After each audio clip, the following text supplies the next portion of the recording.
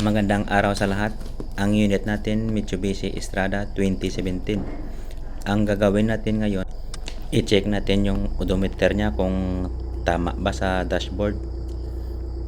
Yung nakalagay dyan sa dashboard 88699. Pero pag tiningnan ito natin sa may scanner, ito hinahanap natin yung yung odometer calculated by ECU. Andyan pa siguro sa baba. Swipe lang ng konti. Ayan na.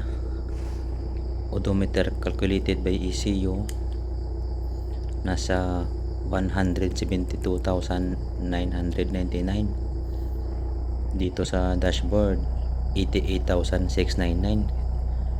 Mga nasa 80,000 yung gindrop. Yun lang po. Maraming salamat. 170.